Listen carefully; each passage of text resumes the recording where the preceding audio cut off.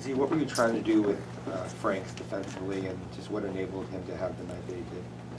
I mean, we were switching his ball screen, so it wasn't like a really a one-on-one matchup. I mean, he wasn't really doing too much one-on-one, but I mean, any mistakes, any space he got, he capitalized on it. He's an elite shooter. And, I mean, we just got to do a better job with that. I take that personally, That was, yeah. Did you guys try to make any sort of adjustments when you saw that he was really in a rhythm early?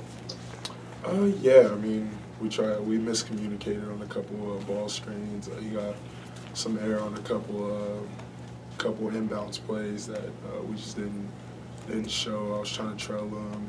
I mean, just like I said, just miscommunications, mistakes that we can't allow. And some of the things he did was just tough shots.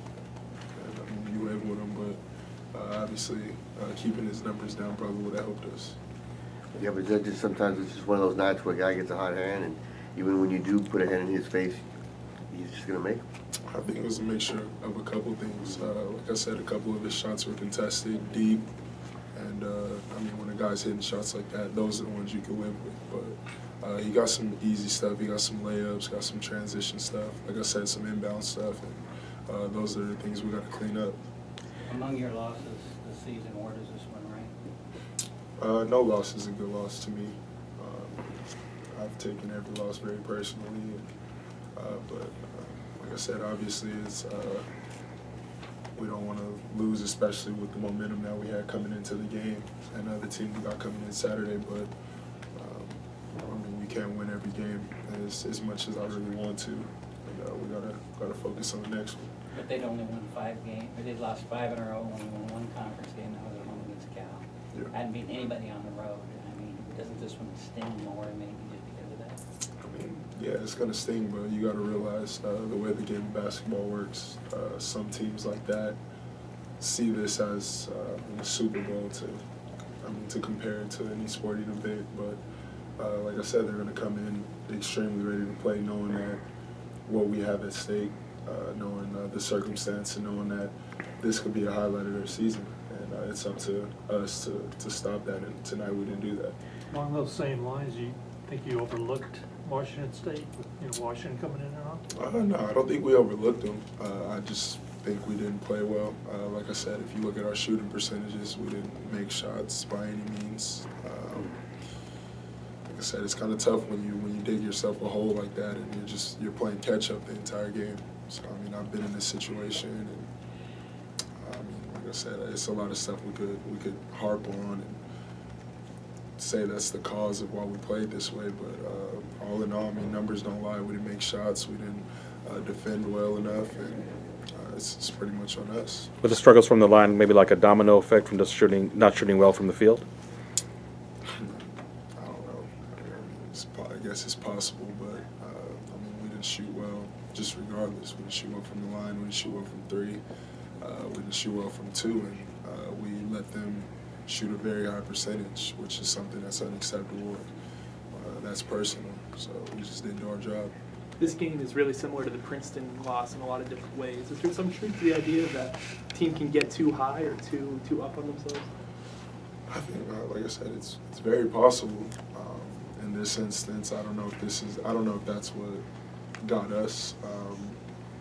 I think we got some really good looks that we got some really open shots, got some, like I said, free throws. We got some really good looks that just didn't fall for us tonight. And I mean, anybody who's played basketball at this level knows that there are games like that, and but that can't be the reason why you lose. You have to rely on your defense, and when both of those are going wrong, it's kind of hard to win games. You mentioned the Princeton loss. I guess kind of similar to this one, where you guys had some momentum and then you lose, but then you guys battled back from that Princeton loss. Do you guys take that mindset after a loss like this and say, look, we've come back after a tough loss before, we can do it again, especially in this last stretch here of the conference play? I mean, I'll keep that in mind for sure in my speeches that I give my team from this point on. But I mean, it's basketball, man. You can't, like I said, you can't win every game. It's adversity. There's going to be peaks and valleys in the season. There's going to be tough games, and you can't let it break you, and that's pretty much the biggest thing that I'm trying to focus on. Is it's so easy to take a loss like this and kind of inherit the mentality of everybody around you as if this is the worst thing in the world. And although it appears that way right now, when we wake up in the morning, it's another day, and we got a really good team coming in on Saturday. And I'm very excited for that game and very excited to get back on the floor with my guys. So we just got to take it with a grain of salt, learn from it, and it's only a loss if you don't learn from it, in my opinion. What does this team have to change from a preparation standpoint in order to avoid these kind of letdowns moving forward? Like I said, I mean, there's really not too much of an excuse. I think we still practice hard. We did very similar drills that we've won many games with, and this week was different. Not to make any excuse, but this week was different. We had guys in and out of practice. Obviously, our status with Tayshaun Cherry. We had guys that just were in and out of practice. We didn't have full strength practices, which is no excuse. Next guy up, but like I said, we just gotta get back to the drawing board, continue doing what we're doing, continue believing, and make shots. Essentially, make shots, get stops. What happened with your chin? Your chin? Oh, I caught an elbow at some point. I think it was Rob actually. Caught an elbow, and I tried to play through it, but I went to talk or communicate or something, and my teeth touched, and it just kind of sent like this really sharp shock wave through my brain or whatever. And I was like, oh, I need to get this checked out. And come to find out, it was split. Even I actually had to get stitched up at halftime. So that's the least of my worries tonight. Bobby said that Remy had turned an ankle in practice Saturday, and you had strep throat. Was those some of the things you were talking about? Exactly, yeah. So I missed the practice, which doesn't happen. I'm pretty sure my guys were pretty much out of sync without me on the floor, because I mean that doesn't happen. I don't miss practices. Remy, obviously, he turned his ankle, and we actually had a really good practice that day.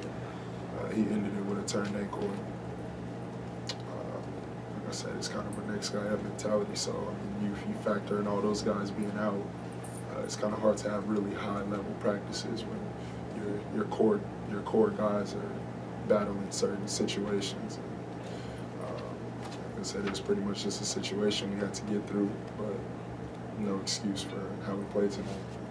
Guys good? Yep, thanks. Thanks, Z. Appreciate it.